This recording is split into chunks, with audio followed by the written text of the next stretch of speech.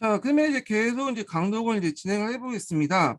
자, 여기 신사층은 명나라 중기까지 형식상 이갑제 질서 속에 이제 포함되어 있었으나 실제는 토지를 경정하고 지주층이 되었고 세제상의 어떤 특권과 이제 사회적 영향력을 이용해서 부역을 기피하면서 특권층화가 되었다. 자, 더욱이 요역의 증가, 일부 은납화가 진행되는 과정에서 이갑전형의 일부까지 세제 우대의 대상이 되었으므로 신사층의 사회 경제적 특권은 더욱 확대되었고 이에 따라 신사층 세력이 박강하였다. 자, 그래서 이 신사층의 특권 배경 관련돼 갖고 이 얘네들이 어떻게 등장했는가 관련된 내용이 있고요.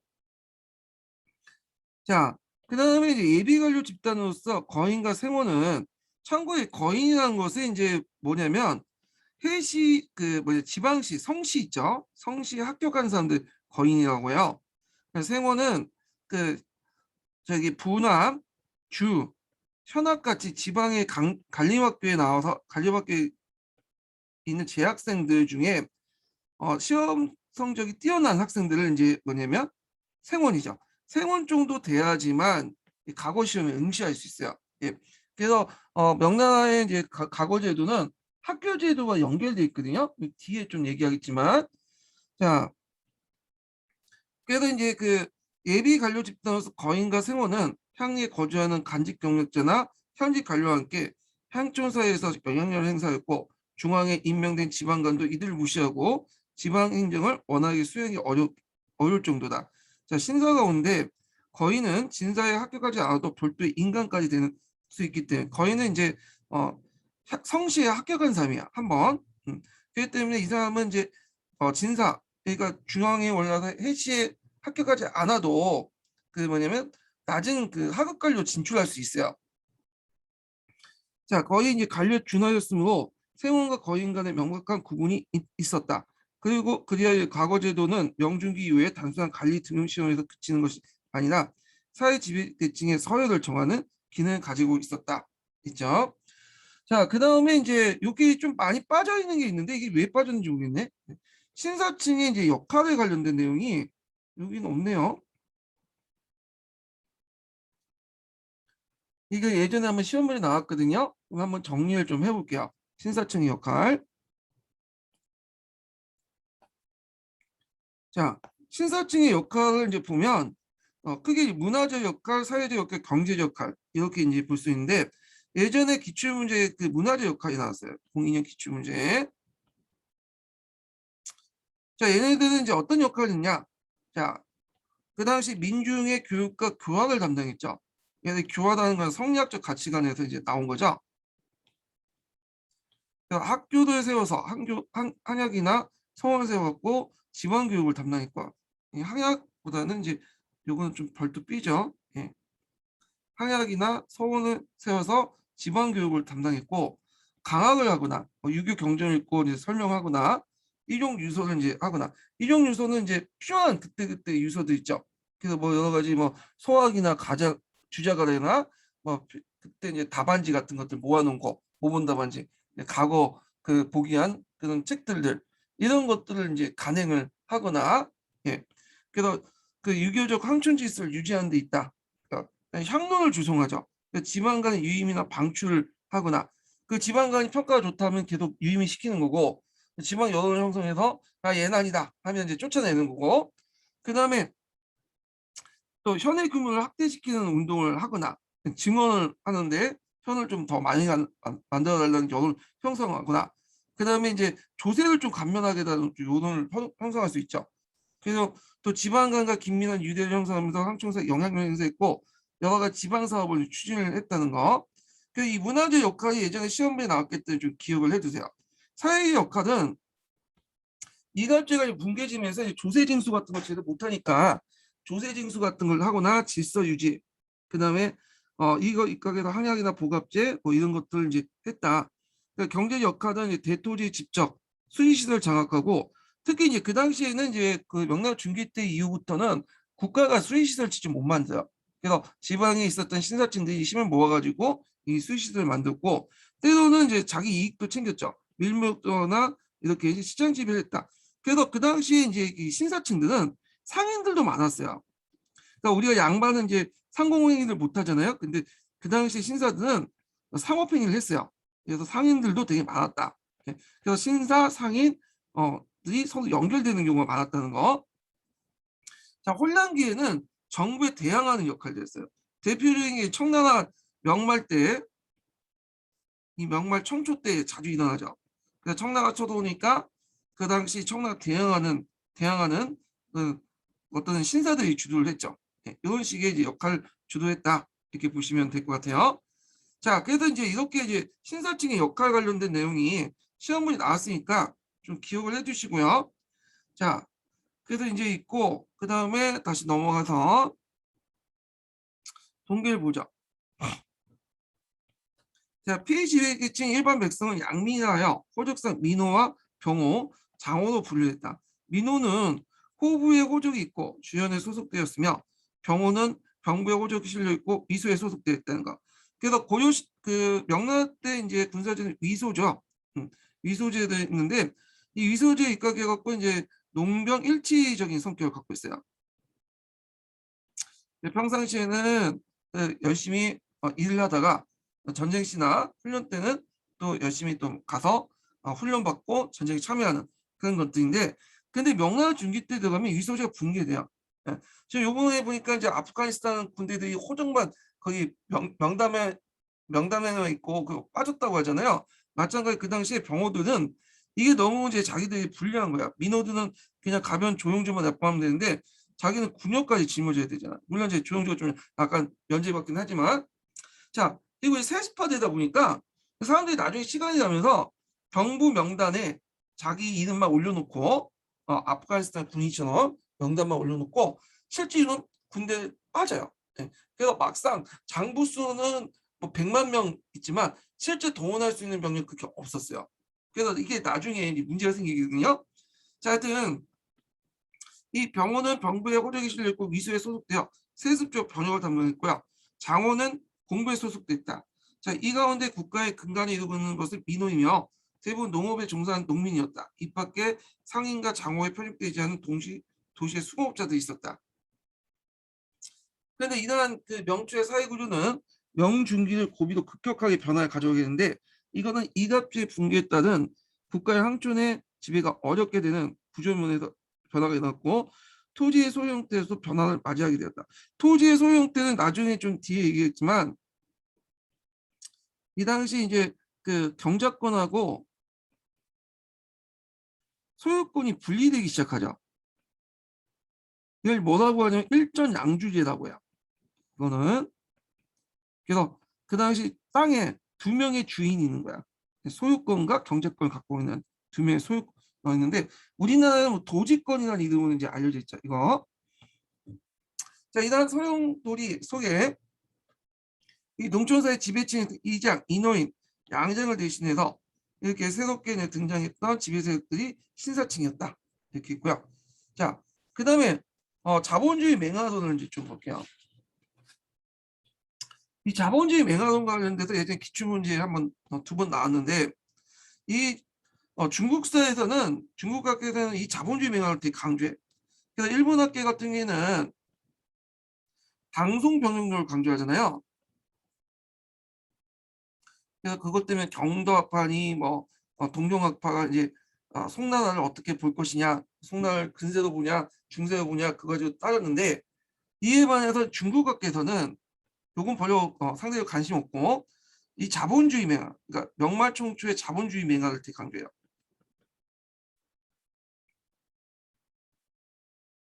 이게 또 교과서에도 실려 있죠. 이게 왜 나왔냐면 이건 이제 우리하고 똑같아요. 자, 중국은 예전부터 근대 시작을 어떻게 이제 평가했냐면 1840년 아편 전쟁으로 이제 보고 있죠. 근데 이 아편 전쟁은 누구에 의해서 하는 거예요? 영국이죠. 영국에 의해서 강제로 개항을 통해서 근대가 시작됐다는 거야. 그러니까 중국 입장을 때는 상당히 자존심이 상당히 상하는 입장이죠. 예, 그러니까 이제 나중에 이제 중국 애들이 이제 뭐 중국 공산당의 정권 장악하고 나서 이건 아니다, 이건 잘못된 거다. 이미 우리 그 중국은 예전부터 자본주의 맹하가 근대의 맹하가 시작됐다. 언제부터? 이 명말 천초 17세기에서 17세기, 18세기까지 이런 자본주의 싹이 보였다는 거야. 그래서 아편 전쟁 아니어도 제대로 놔뒀으면 이런 자본주의 맹하, 내재적인 요인 때문에 외인이 아니라 내재적 요인 때문에 우리 힘을 통해서도 근대나 자본주의를 완성할 수 있었다.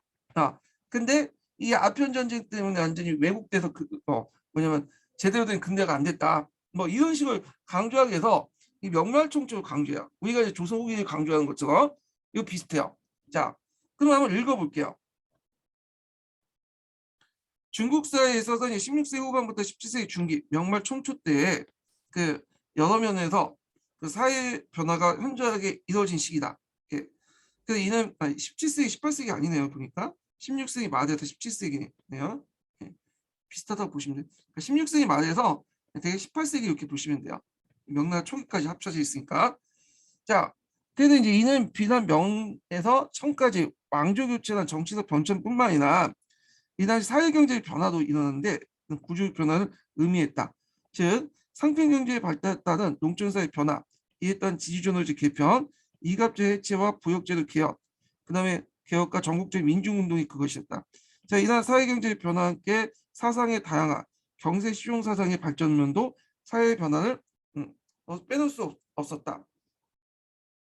자, 이와 같은 총체적 사회 변화를 염두에 두고 역사학계에서는 자본주의 맹아가 이 시대에 나타났다고 주장하면서 역사 연구의 중요한 과제가 되었다. 물론 이러한 배경에는 식민지사 간에 의한 중국사 정체론을 극복하고 중국사가 이제 예전에 그 아편전쟁 이전까지는 고대에 머물렀다는 거야. 우리나라 똑같아 정체성이. 근데 누가 시켜줬다? 영국이 시켜줬다. 외세가 시켜줬다는 거야. 근데 우리도 보편적인 어떤 세계사적 법칙이 있고 우리 나름대로 뭐냐면 자본주의 이끌 수 있는 맹아가 있었다. 내재적 발전론이 있었다. 네, 이런 것들을 강조하기 시작한 거죠. 자, 그래서 이제 중국 역사도 세계사적 보편적 법칙성에 존재한다는 걸 밝히는데 그 목적이 있다. 자, 여기에는 근대 아편전쟁 이전의 중국 역사에서 주체적이고 자생적인 자본주의 싹이 내재됐던 인식을 배경하고 있다. 다시 말하자면 명말 총조 시기 때 송에서 청에 이르는 장시간의 역사 발전 과정에서 하나의 중요한 단락이 마련된 시기를 인식하게 되었고 그에 대한 구체적인 연구가 자본주의 맹화론을 설정한 것이다. 그래서 장화문지 맹화론의 지표들이 쭉 나와 있을 거 아니에요. 그래갖고 그 지표들이 쭉 나와 있는데 뭐 여기 보면 이제 명중기 이후에 생산력 증가, 은경제 보급, 상품화폐 경제 발달, 그다음에 뭐 그 당시 이제 상인 자본의 등장, 전대 생산이죠. 그래서 이런 것들, 메뉴패처의 존재, 소주나 이런데 이거 예전에 시험 문제 나왔죠. 그래서 생산 관계 변동성에서 시민 계층의 어떤 추정과 사회의식의 변화, 근대성의 맹화가 보인다는 거예요. 예. 그러면 이제 좀 볼게요. 자, 자본주의 맹화의 대표적인 징표로서 첫 번째 볼 게 뭐냐면 명중기의 생산력 증가와 그다음 은경제 보급이나 상품 경제 발달이 될 수 있다. 자, 구체적 예로서는 소주의 비단 직물, 송강의 면포, 그다음 절강성 성문진의 착용이 있다. 그래서 그 당시에는 변직물이나 그다음 면직물이 되게 발달됐어요. 예. 그래서 이제 명나라 때 이게 발달됐는데 요 관련된 내용이 뒤에 있으니까 그때 한번 읽어보죠. 그다음 경덕진에는 민영 도자기가 있죠. 요거 좀 외워두시죠. 경덕진 민영 도자기도 상당히 많이 팔려 나갔다. 예. 그다음 불사진의 야처가 시주의 강상 야처 등이 될 수 있다. 자, 그다음에 이제 두 번째로는 그 생산 변화, 생산 관계의 변화가 있어. 생산 시스템의 변화가 일어났는데 대표적인 게 메뉴 표치가 등장했던 거예요. 요게 이제 예전에 시험문이 나왔죠. 소주나 항주 지역 같은데, 그러니까 이제 절강성 그 지역 있죠. 그 절강성이나 그 지역이 그 당시에 되게 그 중국에서 잘 사는 지역이에요. 지금도 되게 잘 살죠. 그래서 최근에 이제 시진핑이 이제 절강성 일대에 새로운 시범을 한다. 그 같이 이제 예전에 그 모택동 등소병이 선보론을 주장했잖아. 근데 이제 요번에는 같이 살자.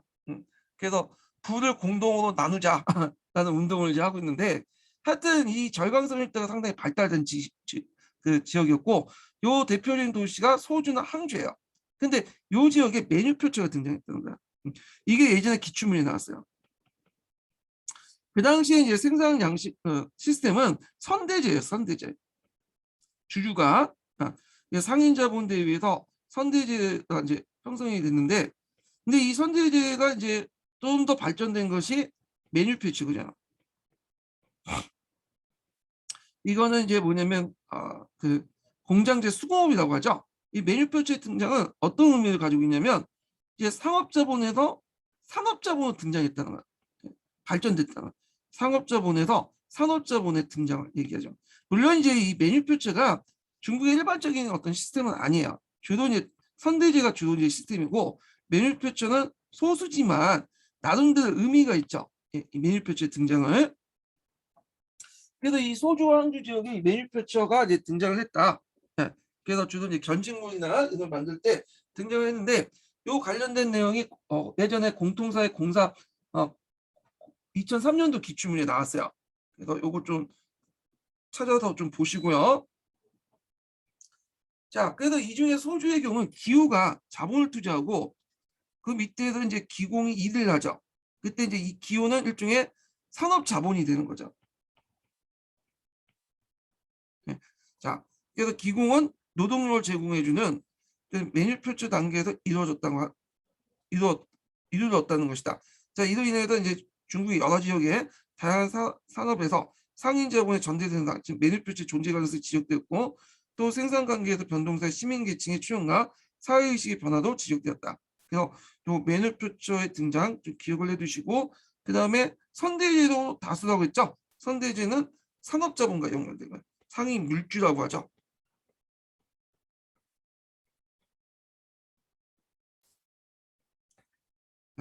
자, 이런 것도 좀 기억을 해주시고요.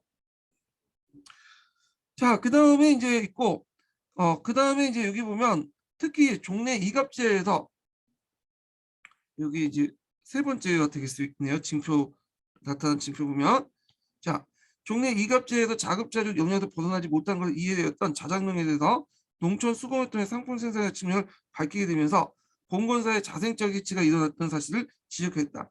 자, 그 다음에 네 번째로는 이제 면직업이나 견직업뿐만 아니라 영역, 차업, 요역, 강업 분야 상인의 전대제, 이때 생산 지배 내지 또 메뉴표체 존재 가능성을 검증하면서 16, 17세기 때 상품 생산의 상당수가 진전됐다는 걸 보여주고 있다. 네. 그래서 이제 이렇게 해서 이제 네 가지 징표를 이제 좀 보고 있고요. 자, 그러면 이제 일본 학계에서는 이 자본주의 맹아론에 대해서 어떻게 보고 있는가 이걸 봤는데, 요게 좀 빠졌어. 예전에 신동기에 들어갔던 내용인데, 예전에 구동기에 있는 내용인데 일본 학계의 견해가 빠졌네. 여기 좀 정리를 해볼게요.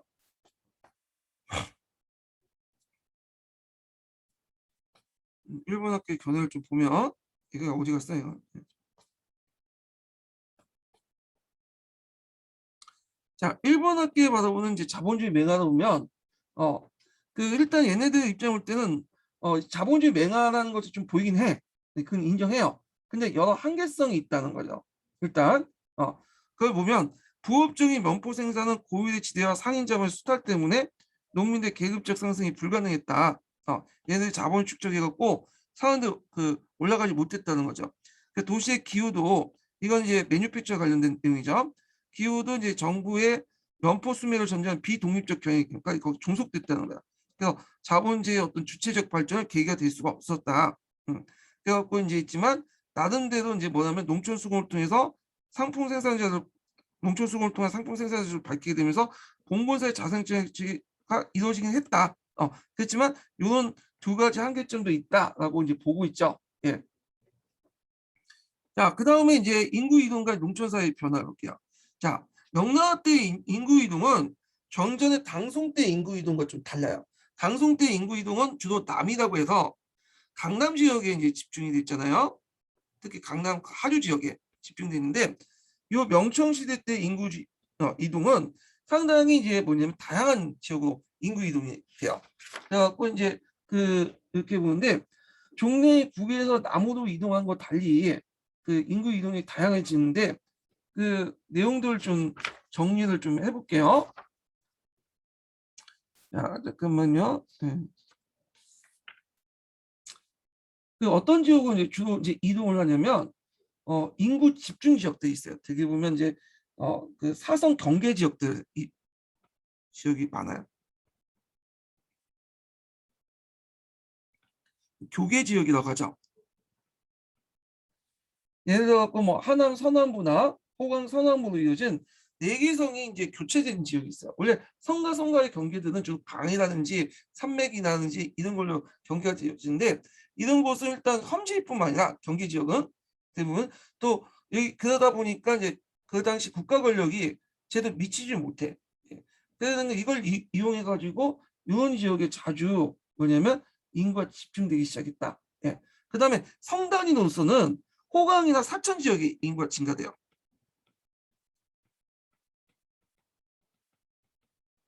그래서 특히 명나라 때는 이 사천 지역의 인구가 되게 증가되죠. 그리고 청나라 때는 호강 지역은 명나라 때고 사천 지역은 청나라 때 집중이 돼요. 그리고 사천은 예전에 험지였어요. 인구도 별로 없었고. 근데 청나라 때 들어가면 인구가 황당 늘어나. 막 늘어나. 그래서 지금 인구가 사천이 중경까지 이제 합치면 거의 2억, 1억 5천 뭐 이렇게 돼요. 인구 되게 많아요. 호강 지역도 예전에는 이제 그렇게 사람이 많지 않다가 명나라 때 이제 인구가 늘어나고 늘어나기 시작하고 그리고 여기가 이제 명나라 때는 어떤 지역으로 바뀌죠? 곡창지도 바뀌죠. 자, 그래서 이제 이런 인구 이동이 있었다. 이렇게 좀 기억을 해두시면 되고요. 그 다음에 또 세 번째 특징은 대개 보면 예전에는 선진 지역에 주로 집중이 됐죠. 인구 이동이. 근데 이 당시에는 선진 지역에서 후진 지역으로 인구가 많이 늘어나게 돼요. 예. 그 당시 이제 못 먹고 못 사는 사람들이 국가 권력을 피하고 뭐 조세 포탈 피하기 위해서 후진 지역으로 막 들어가게 돼요. 예. 그래서 이제 동시에 어떤 현상도 일어나냐면 전반적인 농업 생산이 올라가게 돼요. 왜냐하면 이제 그 사람이 간다는 것은 사람만 가는 것뿐만 아니라 그 사람이 갖고 있는 어떤 농업 기술 같은 것도 같이 전파되는 거죠. 그래서 이걸 통해서 선진 농업 기술이 후진 지대로 전파되기 시작했고 전국적인 농경지가 개간되기 시작했다. 예. 그 수지 개발이라든지 개간 산업 이런 것들이 이제 행해지기 시작하죠. 자, 그래서 이제 그 종전에 이제 남이와 달리 이 명나라 때 이제 인구 증가는 사성 적개 지역이나 호강 사천 지역, 그다음 선진 지역에서 후진 지역 이런 식으로 이제 인구가 이동됐다 이렇게 보시면 돼요. 자, 그러면 한번 볼게요. 첫 번째 이제 문단은 이제 인구 증가 배경이 나오죠. 인구 이동의 배경.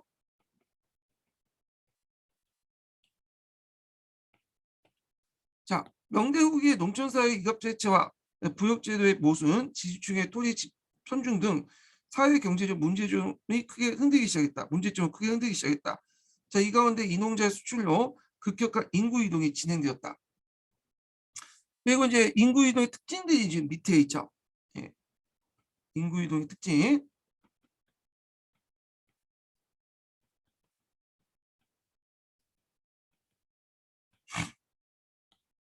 그 명진기부터 명마까지 계속된 인구 이동은 종래 북에서 남부로 이동과 그 성격을 달리하고 있다. 자, 이 기간 동안에 인구가 가장 대규모 집중된 지역은 섬서 남부, 그다음 사천 동북부, 하남 서남부, 호강 서남부 이어진 사성 적개 지역이었고 적경 지역이고 성강에는 호강이나 사천 지역이 가장 많이 유입되어 있었다. 자, 유입 인구 중에 고향에서 몰락한 후 이농하는 몰락 농민들이 대부분이었지만 상인이나 기능인 몰락 직전에 이가보도 끼어 있었다. 자, 이들은 유입 초기에는 용공이나 노북의 지위 등을 정착되기도 하고 토착지의 신사나 지주층부터 토지나 가옥을 빌려 자신의 기능에 따라 각종 직업에 종사하기도 했으면 이들 갱민이라고 한다. 자, 갱민은 이주 지역에 생활하는 과정이 역시 다양하겠지만 내부적으로 진행되었다. 근데 이 갱민들이 또 토착호도하고 뭐냐면 싸움이 일어나. 이런 싸움을 개투라고 하죠. 개투. 개투가 상당히 많았고 이들 그다음에 토착호들이 이제 뭐냐 개투나 뭐 여러 가지 부세 때문에 또 뭐냐면 다른 지역으로 이동을 해요. 그래서 얘들이 또 갱민이 돼. 또 와가지고 토착호를 또 공격하고 그래서 이제 그 토착호가 또 다른 지역으로 가고 그 인구에 이렇게 대류 현상이 일어나요. 예, 이렇게 따뜻한 공기가 밑으로 내려가고 막 찬 공기가 위로 올라가는 것처럼 이 인구의 대류 현상이 나. 그래서 그 당시 굴려온돌이 박힌 온돌을 빼는 식의 문제가 등장했다. 이거 기억을 해두시면 될 것 같아요. 자, 이러한 인구 이동은 양자강 유역의 농지가 급격하게 개간되면서 중국의 경제 중심지가 다시 분산되었다. 그래서 즉 송대 명초까지 양자강 하류인 강서나 남부 절강 지역이 경제 문화적 중심지로 각광을 받는데 명호기에 이르면 강남은 점차 경제적 중심지로 지위가 흔들리기 시작했다. 그래갖고 예전에는 이제 강남 하류 지역이 경제적 중심이었는데 이때부터 강남 그 양쯔강 중유 지역이 호강 지역이 경제적 중심으로 바뀌게 돼요. 그 이유가 뭐냐면 양쯔강 하류 지역 같은 경우에는 이미 개발될 때 다 개발돼 있죠. 거기다가 주로 이제 이런 지역들은 양쯔강 하류 지역들은 주로는 직무업이 발달돼. 견직업이라든지 뭐냐면 비단 같은 것들 만드는 데 하고 그에 필요한 뭐 양잠이라든지 그다음에 면직, 연화 생산 등이 이제 주로 하게 되다 보니까 요게 이제 농사를 안 지어요. 그러면 농사는 주로 어떤 지역에 지을까요? 그 옆에 이제 양쯔강 중류 지역, 호강 지역에 짓게 돼요. 그러면서 이제 어떤 말이 돌게 되냐면 송대 일의 소호가 풍년이 되면 천하가 풍족하다는 말 했던 곡창지에서 지위가 명중기 이후에는 호남과 호북이 풍년이 되면 천하가 풍족하다는 유행어로 생기게 되었으니 이는 호광이 소호 대신에 곡창지도 부각 등을 말해주고 있다. 있죠? 자, 이 지도를 좀 잠깐 볼게요. 예. 자, 이 지도 보면 여기가 이제 주로 인구 이동하는 지역이고 되게 그 인구가 이동하는 지역들은 사회가 되게 불안해요. 유민들이 되게 많다. 지금 난민들도 보면 사회가 불안하잖아. 그러다 보니까 이런 지역에 되게 보면 농민 반란도 되게 많아요. 이런 지역들이. 자, 그다음에 여기 보시면 여기 이제 그 호강의 이제 원격지인데 호강은 호남성하고 호북성을 얘기해요. 예, 오늘날 양쪽 중류에 있죠. 그래갖고 이제 여기 보면 호강에 생산된 그 쌀들이 어디로 가고 있죠? 지금 강남 그 하류 지역으로 가죠. 남지계, 뭐 강서, 절강 지역으로.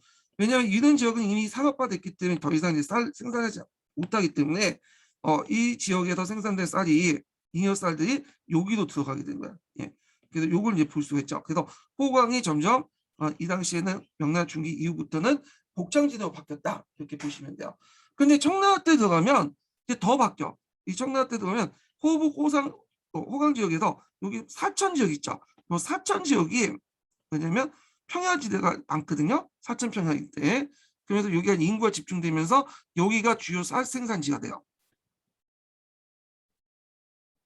이건 청나라 때야.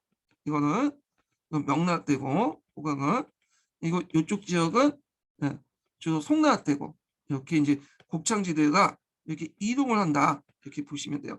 그리고 곡창지대 이동을 하면서 인구도 이렇게 이제 뭐냐면 이렇게 이동을 하게 되죠. 자, 그래서 이제 이런 것들을 한번 보고요. 그 다음에 다시 이제 와서 신동계 들어가 볼게요. 자, 그리고 이제 한편 갱민의 유동으로 사회적으로 심각한 문제를 일으키고 있다. 자, 인구가 가장 많이 편입된 호강지방에서는 신사와 형사호 같은 토지 경쟁이나 가중한 부역 등의 사회 문제가 일어났고, 자, 이러한 지역에서는 외부에서 다수의 갱민이 유입되어 토착민과 생존 경쟁하면서 사회적 모순이 더 확진 심화되어 나갔다. 토착민은 가중한 이제 부역과 고리대의 착취와 몰락의 위기에 직면하게 되는데 여기에서 갱민이 유입되면서 무쇠 호전이나 신개간지를 확보하기도 하고 그 다음에 이제 그 자기가 기능을 살려서 성장하기도 하고 토착민과 갱민의 경쟁에 토착민이 몰락하는 경우가 빈번하게 일어났고 또 격신한 갱민의 유입으로 사회 질서가 파괴되면서 명중기 이후에 끊임없는 반란 발생의 원인이 되었다. 그래서 이제 앞에 이제 지도에서 볼 수 있듯이 되게 반란들이 많은 지역들이 이 당시 이제 유민들이 많았던 지역들이야. 여기 보시면 되게 여기 사계 사성 경계 지역들이죠. 주로 이런 지역들이 이제 상당히 반란이 많았다는 거. 자, 그 다음에 명대 농산물과 이제 상품 생산의 다양화 이렇게 볼게요. 자, 요거는 이제 이것도 예전에 기출문이 나왔죠. 이것도. 자, 이거는 이제 농업 생산이 늘어나면서 이 농업 생산물을 이윤 생산을 갖다 파는 과정에서 사실 상품화되기 시작했고요. 그리고 이제 각 지역별로 이제 원거리 무역이 가능해지면서 각 지역의 특화에 맞는 특성에 맞는 특화 제품을 만들기 시작해. 비교 우위에 따라서 각 지역의 특성에 맞는 상품 작물을 재배하게 되죠. 자, 그 내용들 한번 볼게요. 전국적인 대이동은 명대 농업 생산에 영향을 줬다. 즉 선진 농업 기술의 호진 지역 전파, 그다음에 전국적인 농경지 개간, 그리고 새로운 지주주 노제에 위한 농업 경영의 적극성은 농업 생산을 크게 확대시켰다. 특히 명중기 이래 수리지원의 개발과 개간 사업 외에도 농업 생산과 기술과 농기구 개선으로 농업 생산이 높아졌다. 호강 지방의 풍년이 들면 천하의 식량이 풍족하다라는 말은 식량 생산의 증대를 단적으로 보여주고 있다. 자, 이 외에도 면화 지역들이 소주나 송강 지역에 점차 북쪽으로 확대되어 항하, 중하족이 재배됐고 상동 지방의 면화 생산이 전국의 최고의 산출구를 보이게 되었다. 그밖에 해외에 들어온 이제 옥수수, 고구마, 땅콩, 담배들이 재배되는데 특히 이제 옥수수나 고구마 같은 거는 구황작물이죠.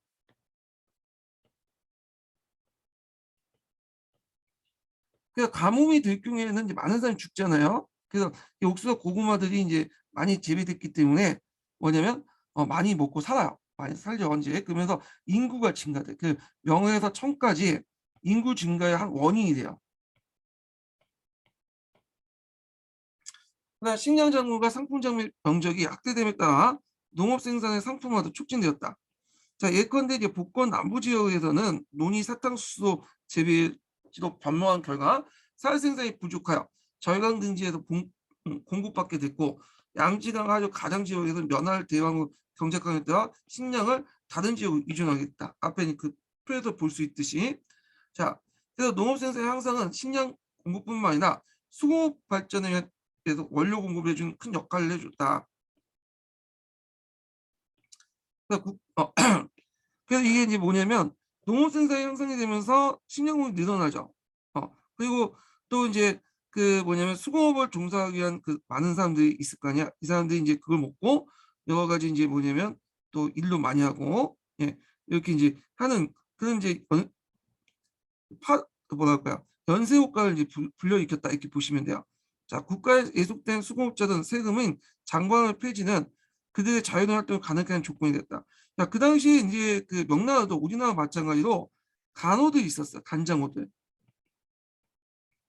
얘네들이 부역 노동을 해갖고 이제 돌아가면서 공장에 가서 일을 해줬는데 나중에는 이제 뭘로 바뀌냐면 은으로 이렇게 대신하도록 했어요. 근데 이거조차도 폐지가 된 거예요. 자, 이하 고종의 가정, 고종의 이제 그 가정, 목종, 윤경, 연간이래. 그 당시 이제 그 강남 지방에서 민영수공업이 발달했다. 장광 폐지로. 그 중에 이제 소주는 비단의 주요 생산지가 되어 각종 직공과 염색 노동자들이 수천 명이 되었다. 송강은 면직무의 중심 도시로서 성내에 전문적인 직공이 많고 농촌에서는 농가 부업이 번성했다. 이렇게 있죠. 자, 면지역과 견지부업이 발달해 볼게요. 자, 그 당시 이제 강남을 중심으로 해서 면지역과 견지역이 발달했어요.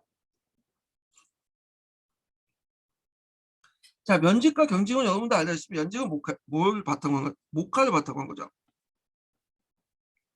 이 목화는 이제 원나라 때부터 이제 널리 확산이 되었고 이때부터 이제 주류가 됐는데 이 면직이 예. 견직물 같은 경우는 비단이죠. 이거는 이제 그 누에꽃으로부터 생선을 뽑아내 가지고 만드는 게 견직옷이잖아요. 예. 결국 이런 것들이 발달이 됐다 이렇게 좀 보시면 되고요. 그럼 내용을 읽어볼게요.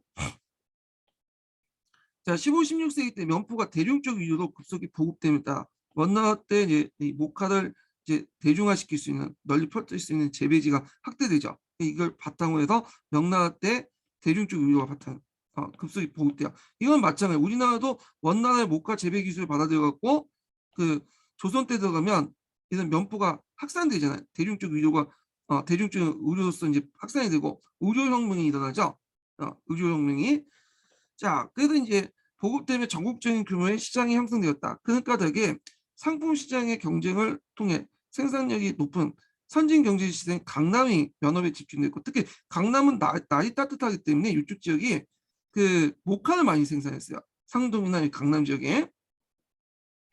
이 지방에 생산된 면포가 거의 전국 시장으로 유통되었다. 그리고 이와 관련돼서 전국 각지에 산재된 지포업이 대부분 면포 작물로 재편성되었다. 강남 지역의 면포가 발달된 원인으로서는 델타평의 동북부 소주나 송강부 지역의 통양과 기후가 면화 재배에 적합하고 면화의 주요 산지인 하북 방면에서 대운 활동에서 면화 운반이 했는데 특히 이제 그 하북 방면에서 상동 지역에서 주로 면화를 많이 재배를 해요. 그래서 여기서도 재배를 하지만 또 부족한 부분은 이 상동 지방에서 가지고 오는 거죠. 예. 두 번째로는 방직 기술도 또 이렇게 이게 첫 번째고 방직 기술은 이제 뭐냐 그 천을 짜는 기술이죠. 예, 이것도 이제 전직민 기술을 이제 응용해 갖고 다른 지역보다 탁월하게 이제 우수한 기술을 가지고 있었다는 거죠. 직표 기술도. 그래서 이러한 조건 때문에 이 지방의 면업을 최고 제1위, 전국 제1위를 만들었다. 특히 면업은 농촌에 정착돼서 그 당시 면포가 이제 세랑 대나무로 이제 하는 거죠. 그래서 이제 그 태강이라는 것은 이제 일종의 특산물을 이제 납부하는 제도가 있었는데 면포 대신하는 거야. 이거 우리나라 비슷해요. 그러니까 되게 중국 걸 그냥 우리가 뺏겼다 보시면 돼요. 이거는 자 그래갖고 이제 이런 것들 좀 기억을 해두시고요. 자 이렇게 면포 생산이 보급되자 면화 수요도 증가될 수밖에 없겠죠. 이 때문에 하북 지방의 면화 재배는 한층 대규모되고 쌀 생산을 포기하고 면화를 바꾸는 것이 나타나겠다. 자 이러한 현상은 도시 수공의 발달, 비농업 인구의 증가와 어울려 강남 지방에서 식량 대부분이 다른 곳에 반입된 미국에 의지하게 됐다. 그래서 여기에서 주로 이제 면화나 전직물, 면직물 이런 것들 생산하다 보니까 이제 쌀 농사를 잘 안 짓게 되는 거야. 그래서 이제 다른 지역에도 유입되죠. 특히 어떤 지역, 아까 그 호강 지역에서 이제 유입된 쌀들이 많죠. 그래서 송대 이래 수백 년간 중국 최대의 곡창지도 알려진 소호지방이 그 지를 호강 지방으로 양도한 것은 16세기 초에 이었다. 한편 면직물뿐만 아니라 견직물도 이제 발달되죠.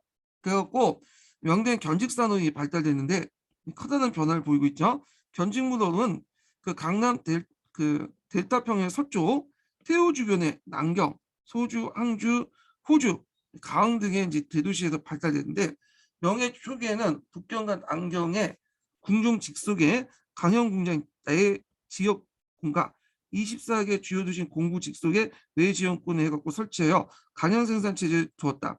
그런데 이제 그거 강연 체제에 대해서 이제 관리의 어떤 노동 착취, 불안전한 급여, 중간 착복 등에서 강연이 폐지되었고 장호의 사교육을 인정해주고 그 대신에 세를 받는 제도가 있어요. 아까 이게 무슨 이제 장반응이라고 그랬죠.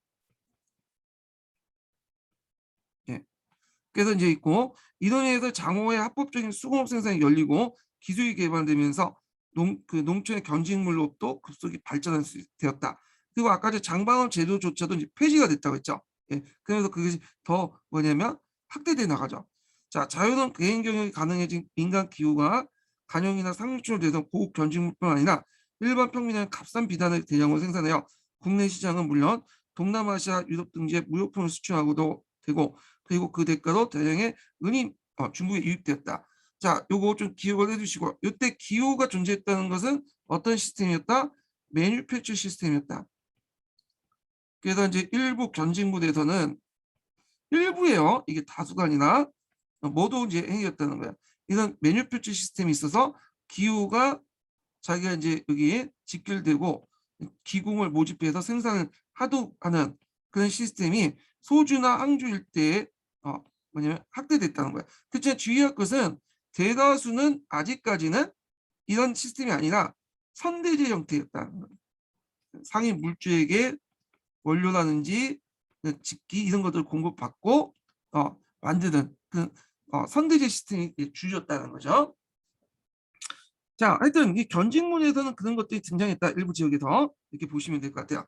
그 다음에 농가 경제 이제 그 가계 보충을 위해 수입으로서 사천, 호강, 강서, 절강, 복권 각지의 차재비가 이제 확대됐고요. 차 많이 마시죠. 특히 이때 이제 차는 그 외국에 많이 나갔어요. 유럽이나 이런 지역들에. 그래서 이제 유럽에서 많이 이제 수입해 온 것이 도자기도 있지만 이 도자기는 이제 명까지만 이제 많이 수입되고 청나라 때는 좀 끊겼죠. 일본 도자기가 이제 주가 됐는데 하여튼 이 차를 많이 수입해왔어 중국에서. 예. 그 때문에 나중에 이 차가 때문에 은이 많이 유출되니까 청나라 때 일어난 것이 뭐예요? 예, 아편 전쟁이죠. 자, 그다음에 복권 강서에서는 염료, 사천, 강서, 본권, 강도, 강서의 사탕수 등 상품점이 재배됐으니 경제 여건은 강남 지역과 비슷하였다. 자, 이와 같이 상품 생산 발달로 생산품의 전국적인 유통이 촉진되었고 원격지 판매망을 장악한 객상들이 상업자본 대두했다. 요 객상 자본들이 되게 유명한 자본들이 많죠. 이 사람들이 상서상인가 상인들, 성서상인가 그다음 신한상인들이야. 예. 그래갖고 이제 이렇게 있는데 남직의 뭐 신한상인들이 객상상인들인데 객상들은 그 원본이 물건을 했기 때문에 자본 규모가 클 수밖에 없어요. 자본 규모가 상당히 클 수밖에 없었고 그러다 보니까 이상인들이 인상장이 출연했다는 것은 근당 어떤 의미가 있냐? 이상인들이 출연했다는 것은 이제 근대적인 어떤 상업자본, 상업자본의 출연을 볼 수가 있죠. 예. 그래서 이런 것들은 이제 계중법하고 연결돼 있는데 요건 좀 뒤에 설명할게요. 계중법은. 예. 자, 그래서 상서상인과 신한상인 이런 상인들이 비롯돼서 이제 객상들이 등장했고 그리고 이들을 통해서 뭐 해관이라든지 공소라든지 이런 것들이 만들어지죠. 예. 자, 그 다음에 이제 이렇게 있고 그 이들은 면화, 면포, 그 다음에 이제 그 생산 비단 등 그밖에 수공품인 농산물의 집산일까지 광범위한 상업활동을 전개했고 자 여기에서 얻어진 막대한 자본을 동원하여 금융업을 건영하면서 고리대금업자로 해갖고 끊임없는 이익을 추구했다. 그래서 주로 이제 선대지에서 상위 물주를 했던 자본들이 객상들이야. 그래서 이 사람들이 이제 너무 폭탄을 많이 했기 때문에 그 상당히 비판을 많이 받았죠. 자 이거 외에도 이제 객상들은 상서, 성서상인 외에도 신한상인 외에도 또 양주상인들이나 시주상이 또 유명하죠. 교과서에 많이 실려 있죠. 양주 시주상인들. 예. 이 사람들은 이제 계중법을 통해서 성장한 상인들인데 요거는 좀 나중에 얘기를 하고요. 자, 은하의 유통과 경제 구조의 변화를 볼게요. 자, 명대 은하 보급과 농촌사의 변화인데 요거 관련돼서 예전에 기출문에 나왔죠.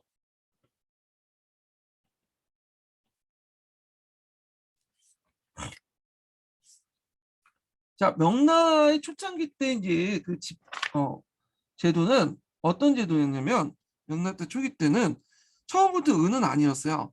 보초하고 지폐죠. 지폐하고 동전을 사용했던 거야. 자, 그런데 이제 그 당시에는 이 보초와 동전이 널리 유통되지 못했어요. 일단 보초는 지폐이기 때문에 그 당시에는 별 가치가 없었고 뭐 영가 같은 거 그런 것도 없었죠. 그다음 동전도 잘 사용되지 못했어요. 왜냐하면 명나 초기 때는 전쟁이 막 끝난 직후잖아요. 그러니까 자연 경제 형태였고 동전보다는 뭘 원했냐면 물품을 주로 원했죠. 물품 화폐가 널리 유통됐어요. 예. 그래서 이제 뭐냐면 그런데 이렇게 이제 했다가 나중에 이제 15세기 넘어가면서 이제 좀 더 이제 경제가 부흥이 되죠. 그러면서 은은 이제 널리 유통이 돼. 관리대의 이제 봉급도 은으로 지급되니까 당연히 세금도 은으로 거둘 수밖에 없잖아요. 그래서 조세라든지 이런 것들이 은납화되기 시작해요. 예. 그리고 이 조세 은납화들이 갑자기 진행된 건 아니고 시간에 따라 강남을 중심으로 진행이 됐다가 점진적으로 그리고 여러 번의 조세제도 개혁을 통해서 결국 일조법을 통해서 마무리되게 되죠. 예. 그 내용들인데 잠 읽어볼게요. 자, 명대 사회 경제 변화가 가장 주목된 건 은본위의 화폐 경제 발달이다. 송대는 동전이 주로 많이 사용됐죠. 지폐도 보급됐고 원대 지폐가 유통되는데 그러나 원만한 옥민발랄 환물 경제로 돌아갔으며 명초기에도 세상이나 부역 등 학문이나 노동력을 징수하는 게 원칙을 삼았다. 자, 명예 통화 정책은 동전과 지폐를 중심 화폐였다. 이건 명나 초기 때죠. 동전, 지폐. 이 지폐는 보초라고 하죠. 자, 지폐는 대명 보초를 이제 하였고 이를 유통시켜 금은을 합병 사용한 것을 법령 엄중히 금지했으나 보초 가격이 점차 하락했다. 많이 찍어낸 것도 있고 그다음에 이제 뭐 그 당시 보초에 가치가 없는 거죠. 영가 이런 거 연결시켜서 발행했던 것도 아니기 때문에 즉 동전 1천무에 초 1간이었던 것이 선덕 연간엔 초 1간에 동전 200, 300만 원 가격이 폭락했다. 따라서 정부의 금령을 어기고 은의 상용이 확대되었다. 그래서 어느 정도 경제가 회복되면서 그 은을 사용하게 돼. 근데 주의할 것은 은을 사용했다고 해서 이제 물론 이제 보초는 사용하지 않았지만 동전을 사용하지 않았다 그건 아니에요. 동전과 은을 같이 사용했는데 은을 기준으로 해서 동전을 환산을 거죠. 이걸 뭐라고 해요? 은본이라고 하죠. 이런 시스템이 그 뭐냐면 청나라 때까지 가요. 은과 동을 같이 사용하지만 동의 가치가 은에 의해서 그냥 정해지는 거야. 은의 가치에 따라서. 자, 그래서 이제 이때 은은 정부에서 공식적으로 금지됐기 때문에 그 공식적으로 인정되지 못했죠. 그래서 그 동전처럼 만들지는 않았어요. 정부에서. 네. 그 대신에 민간에서 앞에 이제 사진에서 볼 수 있듯이 마제은을 만들었죠. 그래서 포개기 편하게 발굽처럼 이렇게 만들어 가지고 만들었는데 이 마제은을 많이 사용했어요. 청나라도 마찬가지예요.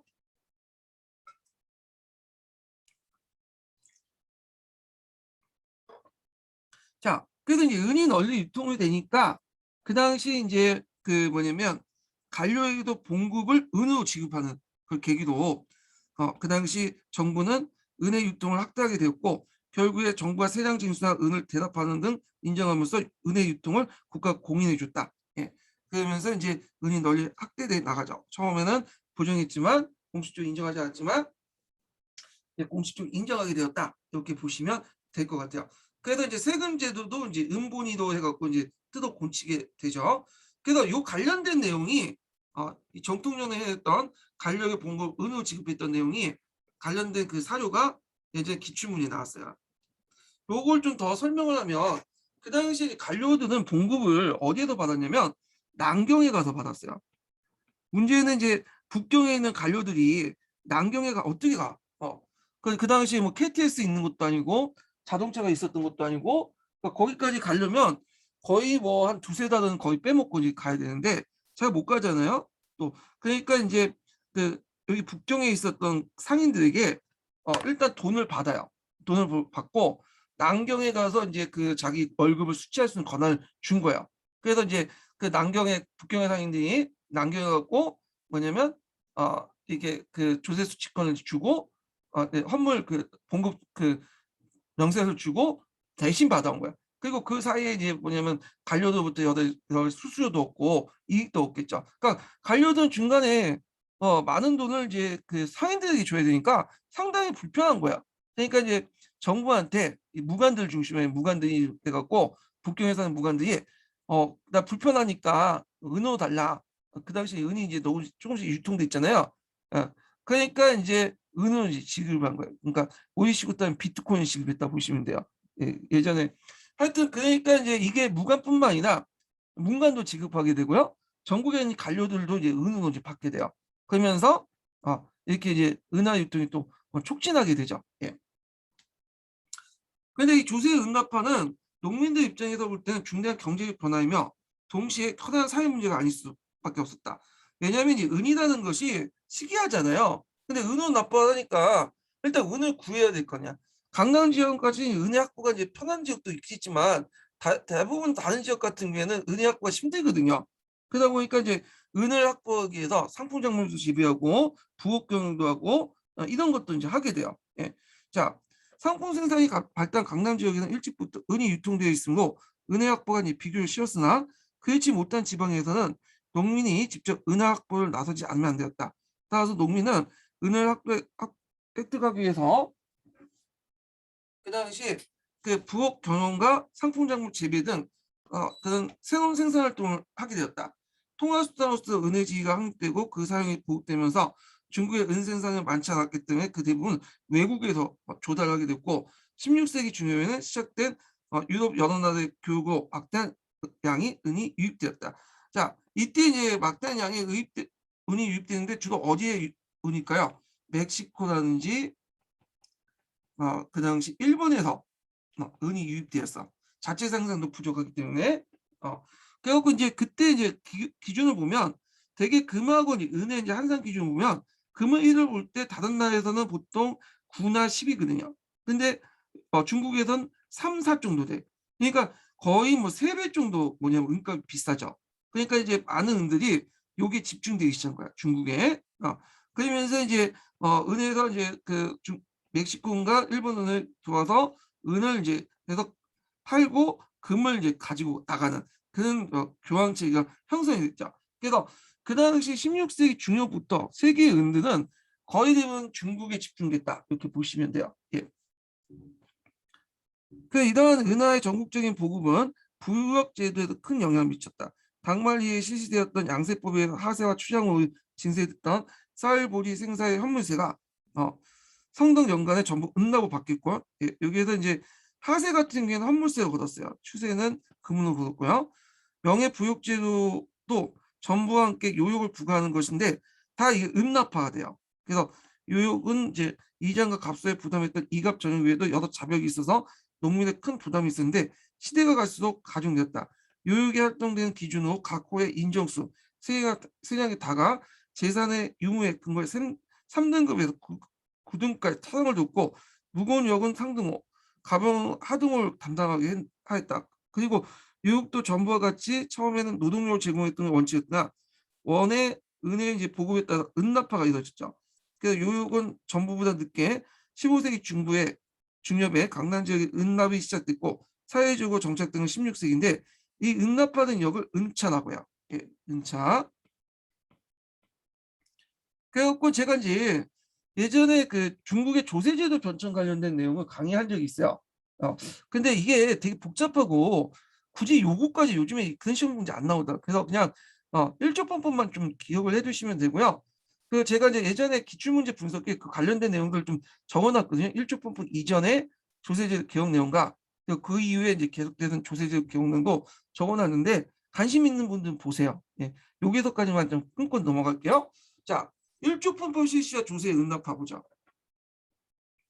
자, 이러한 이 은경제 보급 및 침투는 국가의 은에 대한 욕구와 결부되어 결합돼 장거정에 의해서 은으로 조세를 납부하는 일조법을 실시했다. 이는 사회경제적 변화가 사회세상에 반영한 것이다. 일조법은 당말 양세법과 더불어 중국 세제상 획기적인 개혁으로 꼽힌다. 근데 이제 일조법법 이전부터 이미 은납화가 이루어졌고 은납화는 강남을 중심으로 한 세제에 많이 반영이 됐다는 것 기억을 해두시고 그리고 이것이 마무리된 끝판왕이 일조품법이다. 이렇게 기억을 해주시면 돼요. 예. 자, 일조품법은 그다음 명대 은하 보급과정과 밀접한 관련이 있다. 자, 이 법의 원형은 가정연간에 시작되었고 윤경 만년연간을 거쳐서 각 지방의 조건을 고려해서 전국적으로 보급됐다. 그래서 원래는 강남에 실시한 법이었지만 전국적으로 확대된 법이었다. 이렇게 보시면 돼요. 이거는 청남도 마찬가지. 강남에서 먼저 이제 시범적으로 실시했다가 확대시키는 방법도 이제 청남에서 하는데 지정훈제도 마찬가지. 지정훈제도 강남에서 한번 실시했다가 이제 어느 정도 성과가 있으니까 예, 전국적으로 확대돼 나갔던 거죠. 자, 일주분법은 복잡한 부역의 징수체계를 정비해서 징수의 효율과 민의 가중한 부담을 줄이는 조세개혁이다. 전부는 토지 소유를 기준하고 요역은 인정수를 기준하여 각 항목을 통합하여 일조하여 모두 은으로 이제 뭐냐면 납부하다죠. 그래서 토지 소유와 그 다음에 인정수를 갖죠. 이건 지세, 예. 그 다음에 이건 정세죠. 예. 근데 원칙적은 정세도 이 토지 소유자가 내야 되는데 실제로는 밑에는 소작인들이 내죠. 예. 이거 지세도 실제로 소작이 내고 예.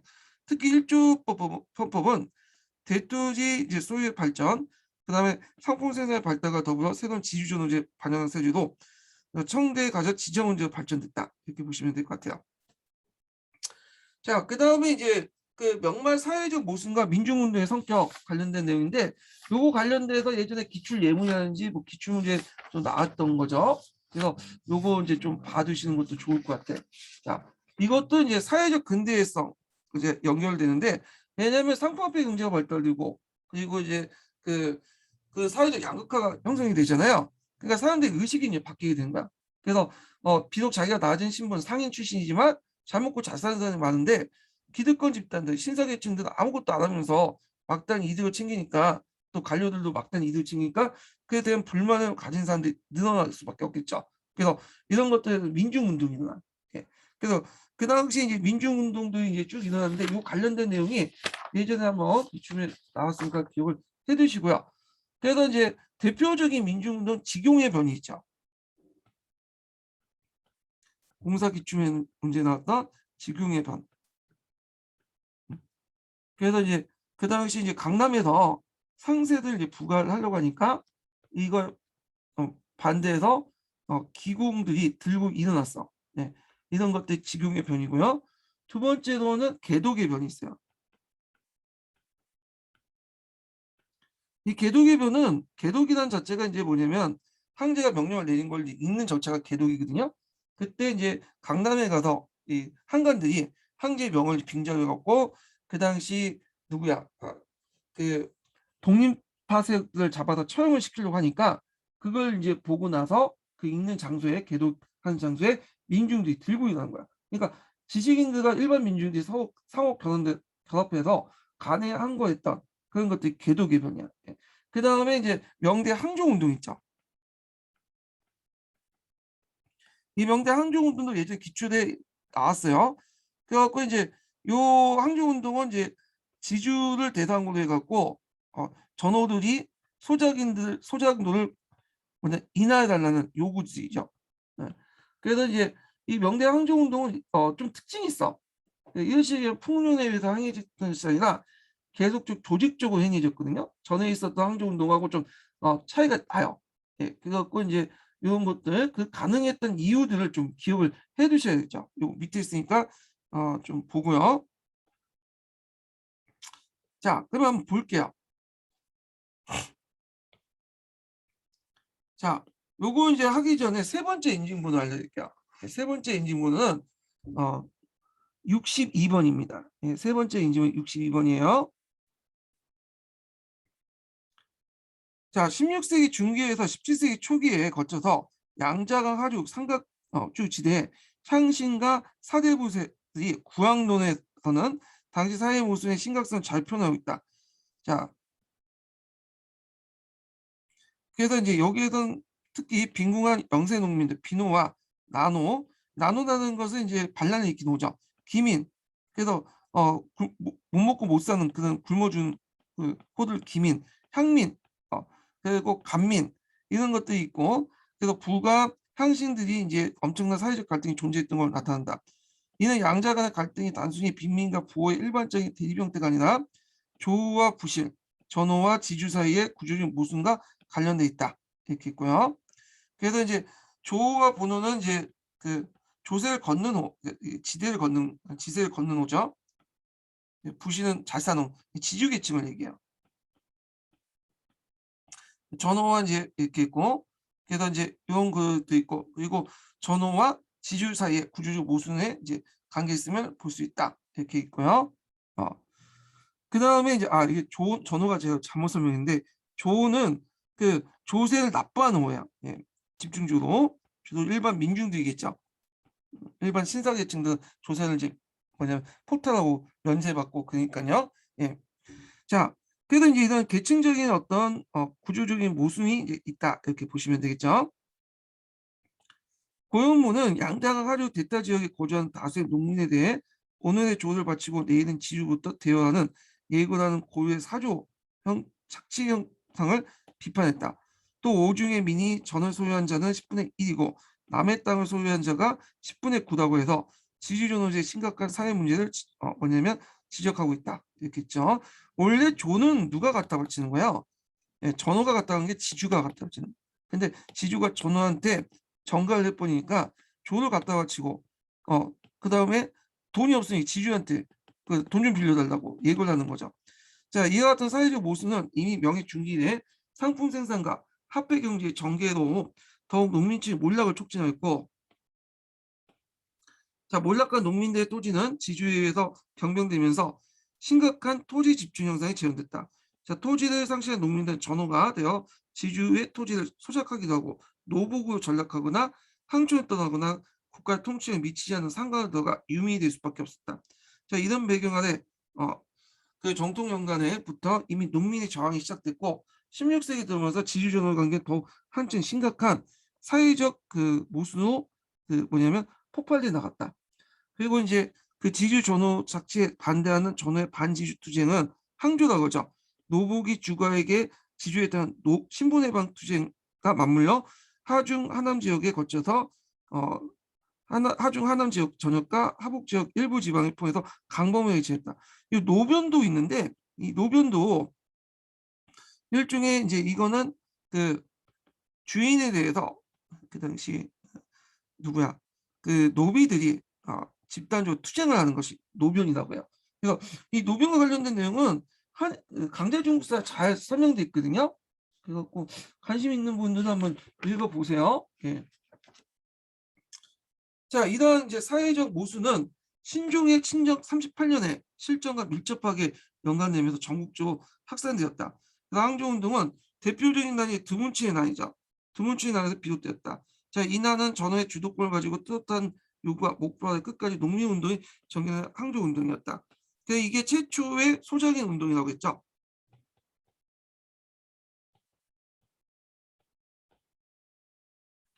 16세기 중엽부터 17세기 거쳐서 전개되었던 항저운동은 다음과 같은 특징이 있다.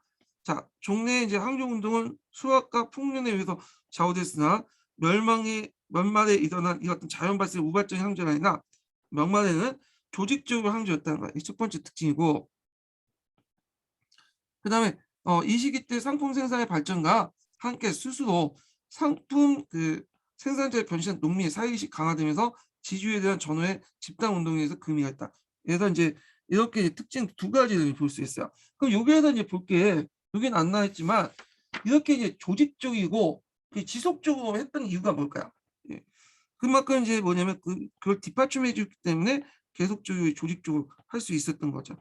네. 자연 발생의 우발적인 게 아니라 자, 요게 이제 조건을 이제 좀 기억을 해 두셔야 돼요. 또 관련된 내용 이렇게 가능한 이유 계속적으로 조직적으로 했던 그걸 가능했던 이유를 한번 정리를 좀 해 볼게요. 자, 여기 보면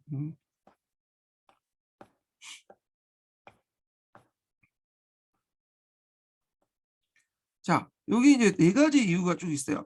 전호들이 경제적 성장했다는 거. 그래서 상품 작물 재배라든지 가내부업 등을 통해서 경제적 부를 축적하면서 지주에 대한 경제 위존성이 약화됐고요. 두 번째는 전호가 토지 위의 생산수단이나 생활수단을 갖고 있다는 거예요. 그래서 경호라든지 종자, 그다음 가옥 같은 걸 소유했기 때문에 지구부터 완전히 자립될 수 있었고, 그 다음에 도시의 발달에 따라 부재 지주들이 만들. 그러니까 지주들이 저 도시에 살지 농촌까지 안 내요. 아름들만 보내고 그러다 보니까 이제 전호들의 통제가 약화될 수밖에 없겠죠. 이거 얼굴 안 보니까 그래 뭐 멋대로 이제 또 적극적으로 개길 수가 있겠죠. 예. 그다음 네 번째 일전 양주제인데 요거 좀 기억을 해주세요. 일전 양주제는 경작권과 소유권이 분리되는 거야. 예. 그 일전 양주제는 맹하는 이미 송나라 때부터 등장을 했어요. 근데 송나라 때 등장했는데 이게 이제 확산이 된 것은 명나라 때요. 경제권과 소유권이 분리돼서 이 경제권이 따로따로 매매가 가능해. 자, 그래서 이렇게 있고, 그래서 이제 매매하면 경제권 매매, 저당, 양도가 가능하다. 그러나 다만 상속은 없어. 상속권은 없어요. 경제권상 이걸 영전제라고는 영구히 경작할 수 있는 권한인데 이 영전제는 없어요. 네. 그 요거는 청나라 때 들어와서 발생이 되죠. 그래서 이제 이런 내용들 좀 기억을 해두시고 그래서 정리를 해보면 이렇게 지속적이고 계속적으로 할 수 있었던 이유가 전후의 경제 성장으로 해서 그 당시 그 지주의 의존도가 낮았고 그다음 토지 위에도 생산수단을 가지고 있었고 그다음 부재 지주제가 있었고 일전 양주제가 성립돼서 있었다. 그러면 그때 전호들의 이제 요구 사항을 볼게요. 이것도 예전에 기초에 나왔던 거죠. 일단 전조의 감액. 이때 전조라는 것은 이건 경작할 때 전이냐 여기는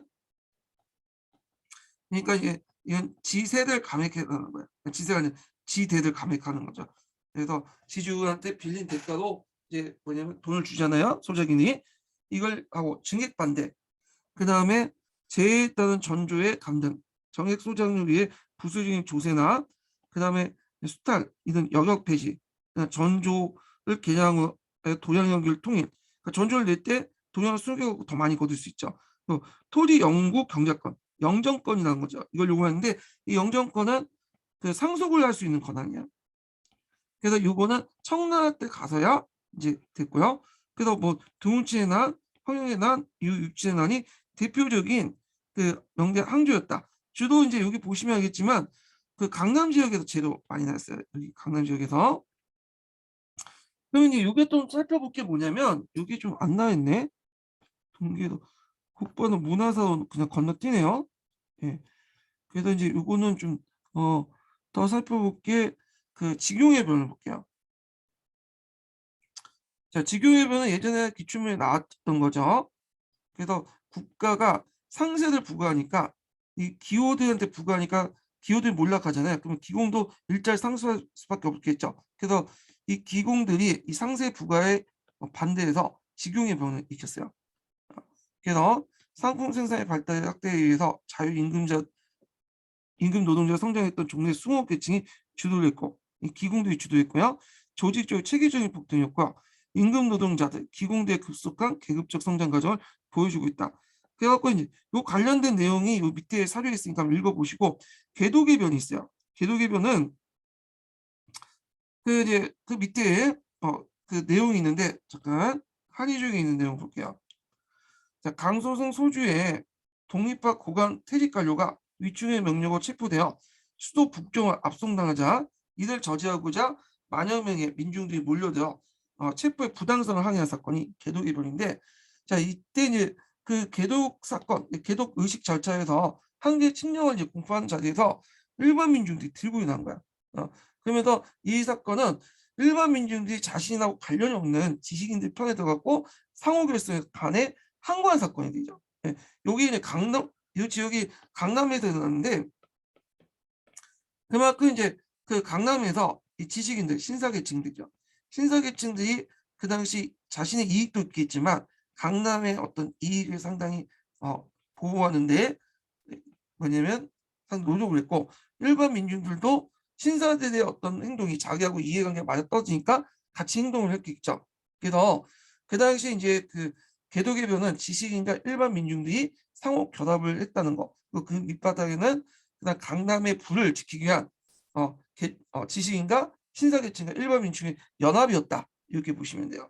자, 그래서 부패하고 문란한 정치에 대한 반발로 일반 민중이 일으킨 반간 운동이었다. 이렇게 보시면 되고, 그래서 이렇게 해서 한번 쭉 봤고,